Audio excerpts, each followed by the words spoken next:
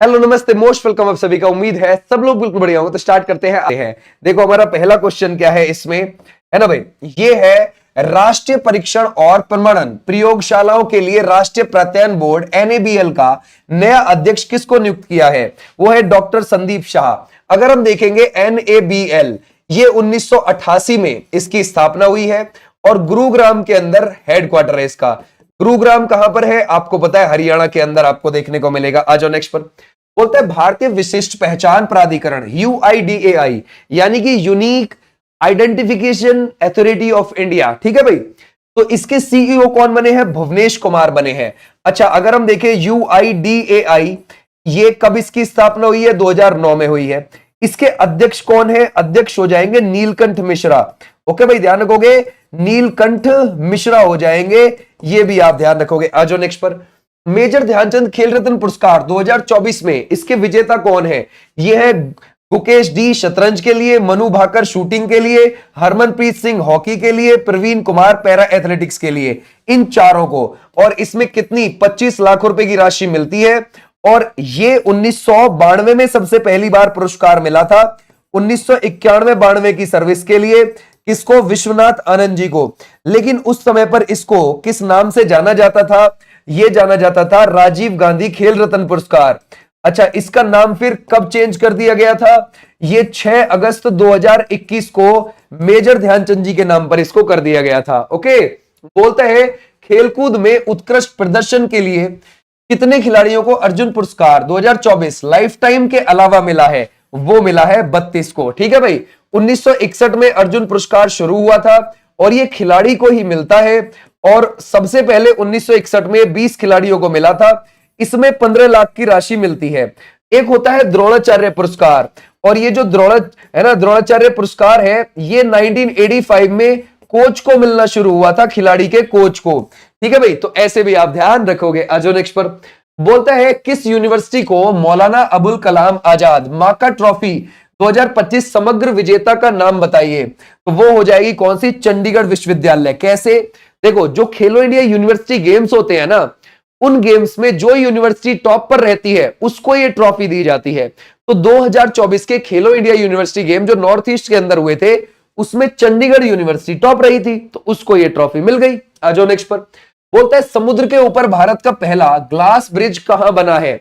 देखो, ये हमारी मुख्य भूमि है नीचे की भारत की, और यहां पर हमारा तमिलनाडु है, और यहां हमारा कन्याकुमारी है, और यहां पर आगे कन्याकुमारी के आगे आपको पानी में 2 टापू देखने को मिलेंगे।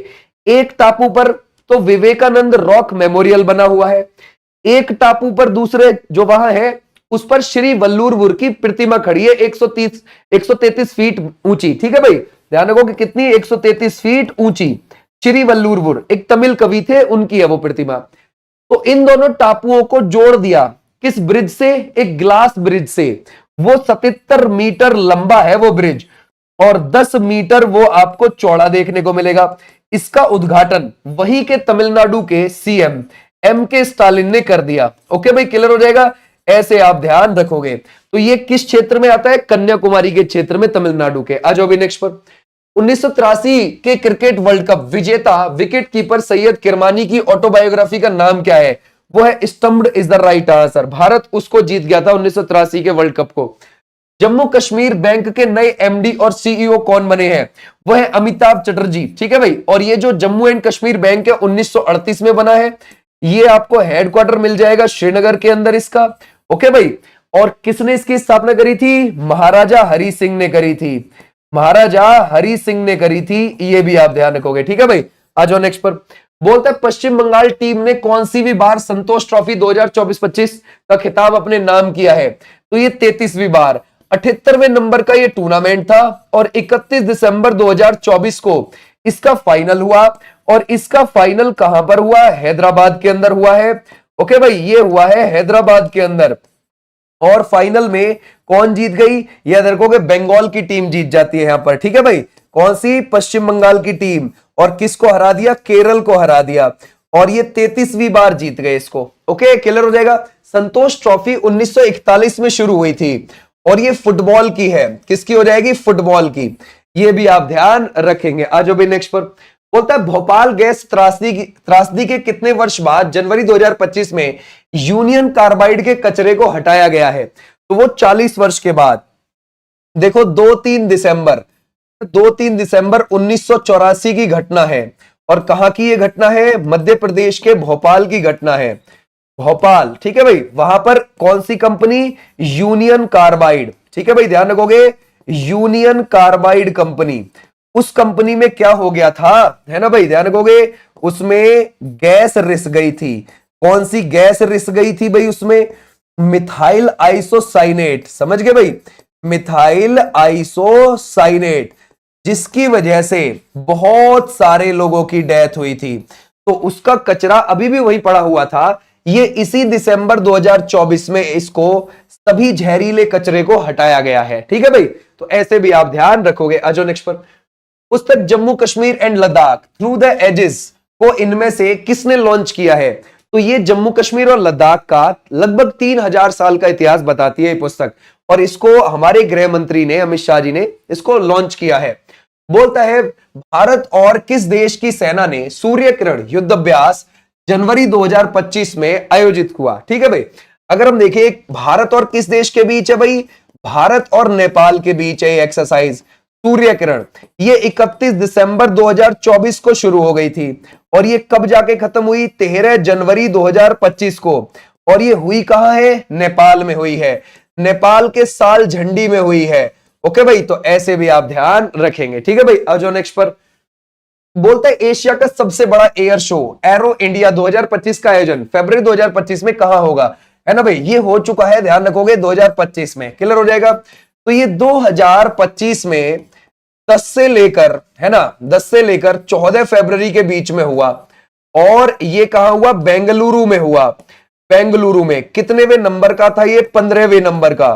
तो हमारा राइट आंसर हो जाएगा ये वाले बच्चे, बिल्कुल ठीक है, ठीक है भाई। और इसका उद्घाटन किसने किया था? राजनाथ सिंह जी ने। ओके भाई, आ जाओ नेक्स्ट पर।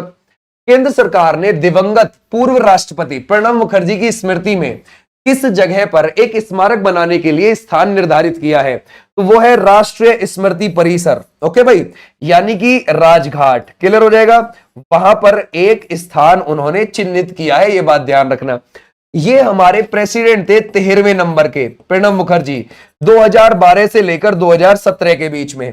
इनका निधन कब हुआ? 2020 में निधन हो गया था। ये भी आप ध्यान रखोगे, ठीक है भाई, क्लियर हो जाएगा। आ जाओ नेक्स्ट पर। इसरो के नए चेयरमैन और स्पेस डिपार्टमेंट के सचिव कौन हैं? तो हमारा राइट आंसर हो जाएगा वी नारायणन। वो कब बने? जनवरी 2025 में बने। और अगर हम देखें इसरो, अगर आप देखोगे इसरो की स्थापना 15 अगस्त 1969 को हुई है। हेडक्वार्टर आपको बेंगलुरु में देखने को मिल जाएगा। आ जाओ नेक्स्ट पर। भारतीय एथलेटिक्स महासंघ एएफआई का अध्यक्ष किसे चुना गया है? एएफआई की स्थापना कब हुई है? एएफआई 1946 में बना है और इसके अध्यक्ष है Bahadur Singh सागू, is the right answer. आ जाओ नेक्स्ट पर। भारतीय रेलवे का 69वां डिवीजन इनमें से कौन सा है जिसका उद्घाटन पीएम मोदी ने किया? जम्मू रेलवे डिवीजन है और इसका हेडक्वार्टर जम्मू में ही है। ओके भाई, ध्यान रखोगे, जम्मू में ही इसका आपको हेडक्वार्टर मिल जाएगा। हमारे यहां रेलवे के कितने जोन है? 18 जोन है। ओके भाई, आ जाओ नेक्स्ट पर। बोलता है प्रवासी भारतीय दिवस कब मनाया जाता है?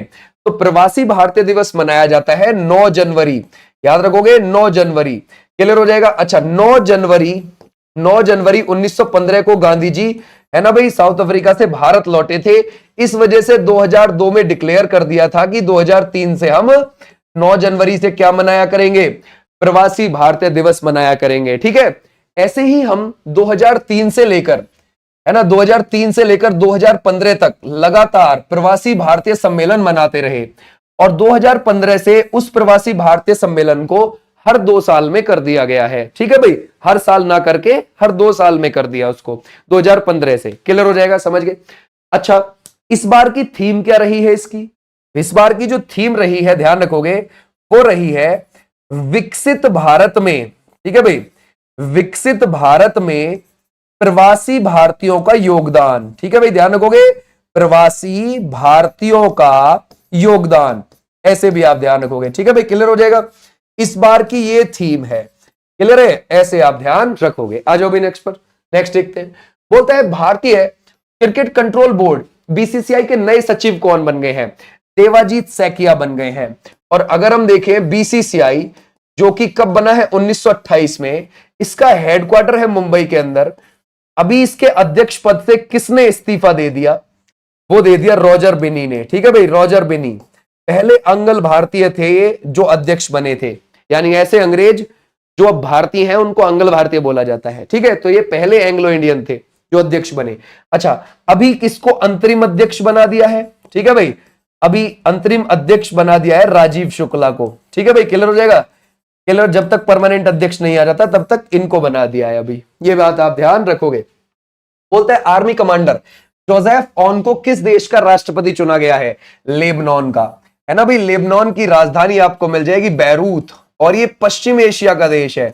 ये क्या ध्यान रखोगे? पश्चिम एशिया का देश हो जाएगा। ओके, और पता है ये पद इस देश में अक्टूबर 2022 से खाली पड़ा हुआ था, प्रेसिडेंट का पद। ओके भाई, आ जाओ नेक्स्ट पर। बोलता है इसमें से मार्टिन गुप्टिल ने 8 जनवरी 2025 को इंटरनेशनल क्रिकेट से संन्यास ले लिया। वह किस देश के खिलाड़ी? तो वो हो जाएंगे न्यूजीलैंड से। आ जाओ नेक्स्ट पर। हिमाचल सरकार ने Himachal Pradesh institute of public administration का नाम किस पूर्व प्रधानमंत्री के सम्मान में बदल दिया? तो हमारा राइट आंसर हो जाएगा डॉक्टर मनमोहन सिंह जी। 2024 में उनका निधन हो गया था डॉक्टर मनमोहन सिंह जी का। ठीक है भाई, ऐसे भी आप ध्यान रखोगे। आ जाओ नेक्स्ट पर। बोलता है राष्ट्रीय युवा दिवस कब मनाया जाता है? राष्ट्रीय युवा दिवस ये कब मनाया जाता है? 12 जनवरी को। 1984 में ये घोषित किया था हमारी सरकार ने, है ना भाई, कि हम मनाएंगे। और 1985 में पहली बार 12 जनवरी को राष्ट्रीय युवा दिवस मनाया। 12 जनवरी को किसका बर्थडे आता है? स्वामी विवेकानंद जी का। याद रखोगे, स्वामी विवेकानंद जी का। अच्छा, अगर हम देखें 12 अगस्त को क्या मनाते हैं? ये अंतरराष्ट्रीय युवा दिवस। ठीक है भाई, ध्यान रखोगे, अंतरराष्ट्रीय युवा दिवस, ये भी आप ध्यान रखोगे। ठीक है भाई, 12 अगस्त को कब से मना रहे हैं? साल 2000 से लगातार। ओके, ऐसे भी आप ध्यान रख सकते।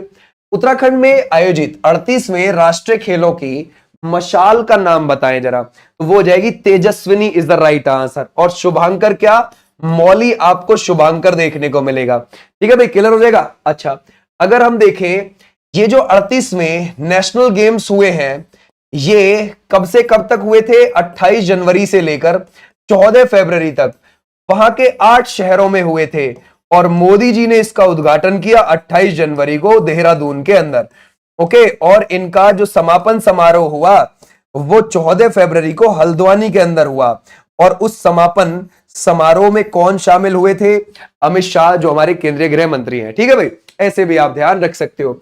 अच्छा, यहां पर जो टॉप पर रहा है वो सर्विसेज रही हैं। ठीक है भाई, ध्यान रखोगे, सर्विसेज यहां टॉप पर रही, ये भी आप ध्यान रखोगे। ठीक है भाई, क्लियर हो जाएगा। कितने? अगर हम देखें 68, 26, 27, टोटल 121 पदक लाके, गोल्ड, सिल्वर, ब्रॉन्ज। ओके, ऐसे भी आप ध्यान रख सकते हैं। आ जाओ भाई नेक्स्ट पर। खो खो विश्व कप 2025 के शुभांकर का नाम बताइए। अगर हम देखें वो क्या है? तेजस और तारा। तो हमारा राइट आंसर कौन सा हो जाएगा? तेजस और तारा। अच्छा, ये जो खो खो विश्व कप है 2025 में वो भारत में ही हुआ है। ओके भाई, ध्यान रखोगे, कहां? भारत में ही हुआ है। और ये दिल्ली के अंदर हुआ। और दोनों ही में भारत जीत गया, पुरुष और महिला दोनों में। और दोनों में ही नेपाल हार गया फाइनल में। ठीक है भाई, महिला पुरुष दोनों में। पश्चिम बंगाल ने कौन सी बार संतोष ट्रॉफी फुटबॉल प्रतियोगिता 2024 जीती है? ये 33वीं बार जीत ली। बोलता पीएम मोदी ने राष्ट्रीय हरित हाइड्रोजन मिशन के तहत पहले ग्रीन हाइड्रोजन हब की आधारशिला जनवरी 2025 में कहां रखी? देखो, अगर हम बात करें 8 और 9 जनवरी की, तो अगर आप देखोगे हमारे जो प्रधानमंत्री हैं वो कहां गए थे? उड़ीसा और आंध्र प्रदेश की यात्रा पर गए थे। क्लियर हो जाएगा। तो तब उन्होंने क्या काम किया? कहां पर? अंकापल्ली, ये आपको आंध्र प्रदेश में देखने को मिल जाएगा। ठीक है भाई, यहीं पर आधारशिला रखी है, ये बात ध्यान रखोगे। मोदी जी ने, ये विशाखापट्टनम के पास है, जो आंध्र प्रदेश का सबसे बड़ा शहर है ना विशाखापट्टनम, उसी के पास है। कितने करोड़ में ये रखी है ना भाई? ये अगर आप देखोगे इसमें टोटल जो खर्चा आएगा 1,85,000 करोड़ का आ जाएगा। और ये 1200 एकड़ में बनेगा। ठीक है भाई, इतने एकड़ में बनेगा, ये भी आप ध्यान रखोगे। आ जाओ नेक्स्ट पर। सबसे ज्यादा ग्रैंड स्लैम मैच खेलने वाले खिलाड़ी कौन बन गए हैं? वो बन गए नोवाक जोकोविच। कहां से आते हैं? सर्बिया से आते हैं। ओके भाई, सर्बिया से आते हैं, ये भी आप ध्यान रखोगे। अगर हम देखें इस बार वाला जनवरी का, है ना भाई, जो हमारा ग्रैंड स्लैम होता है ना भाई, ध्यान रखो ग्रैंड स्लैम में 4 प्रतियोगिता आती हैं, तो जनवरी में जो होती है वो ऑस्ट्रेलियन ओपन होती है। उसको कौन जीत गए थे? जैनिक सिनर जीत गए थे। कहां से आते हैं वो? इटली से आते हैं। इसके बाद में जो अप्रैल से लेकर जून के बीच में जो होती है वो होती है फ्रेंच ओपन। उसको कौन जीत गए थे? कार्लोस अल्कराज जीत गए थे। वो कहां से आते हैं? स्पेन से आते हैं। ये 2025 वाले की बात कर रहे हैं हम, ठीक है भाई। फिर उसके बाद जो विंबलडन होता है, जो लगभग जून जुलाई में हो जाता है, ठीक है भाई, तो इसको फिर से कौन जीत गए? जैनिक जीत जाते हैं, इटली वाले, ठीक है भाई। और यूएस, इस देश ने भारतीय उद्योग परिसंघ सीआईआई के पूर्व डीजी तरुण दास को मानद नागरिक पुरस्कार सर्वोच्च सम्मान दिया है सिंगापुर ने। देखो सिंगापुर ये जो अवार्ड देता है, ये अवार्ड है ना किसी विदेशी को देता है जो उसके ही देश में योगदान दे। वो जैसे रतन टाटा जी ने हमारे देश में बहुत योगदान दिया था, ऐसे ही ये जो तरुण दास है इन्होंने भी भारत में बहुत ज्यादा योगदान दिया है, ठीक है, उद्योग में। तो ये सिंगापुर देता है, तो सिंगापुर ने दिया, ठीक है भाई। भारत की पहली प्लेयर कौन बन गई है? ईरा जाधव बन गई है, मुंबई की रहने वाली है, ठीक है भाई, ध्यान रखोगे कहां की? मुंबई की रहने वाली है। इन्होंने 157 बॉल पर 346 रन की पारी खेली। आ जाओ नेक्स्ट पर। बोलता है किस देश में निकोलस मदुरो को तीसरी बार राष्ट्रपति पद की शपथ मिली है? वेनेजुएला। ओके भाई, वेनेजुएला कहां का देश है? ये यहां पर दक्षिण अमेरिका महाद्वीप का देखने को मिल जाएगा। आ जाओ नेक्स्ट पर। बोलता है केंद्रीय रिजर्व पुलिस बल सीआरपीएफ के महानिदेशक के रूप में किसे नियुक्त किया गया है? देखो सीआरपीएफ सबसे पहले सीआरपी के नाम से बनी थी 1939 में, क्राउन रिप्रेजेंटेटिव पुलिस के नाम से। फिर इसको सीआरपीएफ बना दिया गया 1949 में, ठीक है भाई, यानी कि सेंट्रल रिजर्व पुलिस फोर्स, ठीक है भाई, सेंट्रल रिजर्व पुलिस फोर्स। और अब इसके महानिदेशक ज्ञानेंद्र प्रताप सिंह बन गए हैं। कब तक के लिए? 30 नवंबर 2027 तक के लिए, ठीक है भाई। आ जाओ नेक्स्ट पर। बोलता है राष्ट्रीय स्टार्टअप दिवस ये कब मनाया जाता है? ये मनाया जाता है 16 जनवरी को। ओके, क्लियर हो जाएगा। आ जाओ नेक्स्ट पर। बोलता है बीसीसीआई के नए लोकपाल कौन बन गए हैं? तो ये बन गए हैं न्यायमूर्ति अरुण मिश्रा के। अगर हम देखें बीसीसीआई को देख रहे हैं हम, ठीक है भाई, बीसीसीआई 1928 में बनी है और मुंबई के अंदर इसका हेडक्वार्टर आपको देखने को मिल जाएगा। आ जाओ भी नेक्स्ट पर। आ जाओ। भारत के लोकपाल ने पहला लोकपाल स्थापना दिवस कब मनाया? ये मनाया है, ध्यान रखोगे, 16 जनवरी 2025 को, ठीक, 16 जनवरी 2025 को बनाया। अगर मैं आपसे बोलूं लोकपाल अधिनियम कब का है? 2013 का, ठीक है भाई, क्लियर हो जाएगा। अगर आपसे पूछा जाए लोकपाल अधिनियम कब का हो जाएगा? 2013 का। और 2014 में लोकपाल की स्थापना हुई है, ठीक है भाई, क्लियर हो जाएगा, लोकपाल की स्थापना हुई है। और 16 जनवरी 2025 को क्या पहला लोकपाल स्थापना दिवस मनाया गया। आ जाओ नेक्स्ट पर। जनवरी 2025 में डोनाल्ड ट्रंप अमेरिका के कौन से नंबर के प्रेसिडेंट बने हैं? तो हमारा राइट आंसर हो जाएगा 47वें नंबर के। किस पार्टी से ये आते हैं? रिपब्लिकन पार्टी से आते हैं, है ना भाई, रिपब्लिकन पार्टी से आते हैं। क्लियर? तो हमारा राइट आंसर कौन सा हो जाएगा? सी इज द राइट आंसर। अच्छा, इसको ग्रैंड ओल्ड पार्टी भी बोला जाता है। क्लियर हो जाएगा। और यहां के जो उपराष्ट्रपति हैं उनका नाम क्या हो जाएगा? जेडी वैंस, ठीक है भाई, ध्यान रखोगे, जेडी वैंस की पत्नी का नाम ऊषा वैंस, जो भारतीय बोलते हैं पराक्रम दिवस कब मनाया जाता है? ये मनाया जाता है 23 जनवरी को, सुभाष चंद्र बोस जी के बर्थडे के दिन, है ना, 23 जनवरी 1897 में उनका जन्म हुआ था। ओके भाई, आ जाओ नेक्स्ट पर। बोलता है यूएसए ने 2 दशकों बाद जनवरी 2025 में किन भारतीय संस्थाओं से प्रतिबंध हटा दिया है? तो ये बार्क और आईजीसीएआर आईआरई, यानी कि ए और बी दोनों। ऐसा क्यों हुआ था कि बैन लगा दिया था? लगभग हमारी 200 संस्थाओं पर अमेरिका ने बैन लगा दिया था 1998 में, जब हमने दूसरे नंबर का परमाणु परीक्षण किया था। इसका कोड नेम क्या था? ऑपरेशन शक्ति, ठीक है भाई, ध्यान रखोगे, क्लियर हो जाएगा। और ऐसे ही हमने पहला वाला परमाणु परीक्षण 1974 में किया था, है ना, उसका क्या था? स्माइलिंग बुद्धा, ये भी आप ध्यान रखोगे, कोड नेम, ठीक है, क्लियर हो जाएगा। तो ये ऐसे आप ध्यान रख सकते हो। अगर हम देखें दक्षिण पूर्व एशिया का पहला देश कौन सा बन गया है जिसने समलैंगिक शादी का कानून लागू किया है? तो हमारा राइट आंसर इसमें से कौन सा हो जाएगा? थाईलैंड। अगर हम पूरे एशिया की बात करें तो पूरे एशिया में तीसरा देश बन गया ये, है ना, क्लियर हो जाएगा। लेकिन अगर सिर्फ दक्षिण पूर्व एशिया की बात करें तो पहला देश है उधर का। पूरे एशिया में नेपाल, ताइवान और फिर ये है थाईलैंड। ओके, इसको लागू करने वाला। गणतंत्र दिवस 2025 समारोह के मुख्य अतिथि कौन है? प्रोबोवो सुबियांटो, इंडोनेशिया के प्रेसिडेंट। ठीक है, अगर आप देखोगे हमारा जो पहला गणतंत्र दिवस था उस पे भी इंडोनेशिया से प्रेसिडेंट आए थे, 2011 में भी आए, 2018 में भी आए, 2025 में भी आए। राइट बात है। आ जाओ नेक्स्ट पर। प्रधानमंत्री मोदी जी ने नए इस्कॉन मंदिर का उद्घाटन जनवरी 2025 में किया, जो एशिया का दूसरा सबसे बड़ा इस्कॉन मंदिर बताया जा रहा है। लगभग इसमें 12 साल लगे, 170 करोड़ की लागत लगी और ये नवी मुंबई के खारघर में है। ठीक है भाई, आ जाओ नेक्स्ट पर। राष्ट्रपति द्रौपदी मुर्मू ने प्रवासी भारतीय सम्मान पुरस्कार 2025 कितने लोगों को दिया है? तो 27 इज द राइट आंसर। आ जाओ भाई। बोलते हैं 18वां प्रवासी भारतीय दिवस सम्मेलन शहर में, कौन से शहर में 8 से 10 जनवरी 2025 तक आयोजित किया गया? तो ये भुवनेश्वर में हुआ, उड़ीसा की राजधानी में। ओके भाई, तो ये 8 से 10 जनवरी के बीच में क्लियर हो जाएगा। इसका उद्घाटन 8 जनवरी को है ना, आपको पता है, मैंने अभी थोड़ी देर पहले आपको बोला था कि 8 और 9 जनवरी को मोदी जी उड़ीसा और आंध्र प्रदेश की यात्रा पर थे, तो 8 जनवरी को मोदी जी ने इसका उद्घाटन किया था। ठीक है भाई, क्लियर हो जाएगा। और 10 जनवरी को इसका समापन हमारी प्रेसिडेंट द्रौपदी मुर्मू जी ने किया था, 15वें नंबर की प्रेसिडेंट हमारी। ओके भाई, तो ये कहां? भुवनेश्वर। ओके भाई, आ जाओ नेक्स्ट पर। 18वें प्रवासी भारतीय दिवस सम्मेलन 2025 में किस देश की राष्ट्रपति क्रिस्टीन कार्ला कंगालू है ना भी ORTT मुख्य अतिथि? तो हमारा right answer Trinidad and Tobago की। ओके भाई, कमला प्रसाद बिसेसर यहीं की प्रधानमंत्री हैं। ओके भाई, बोलता है किस देश की वुमेन्स टीम ने खो खो का पहला वर्ल्ड कप अपने नाम किया? भारत।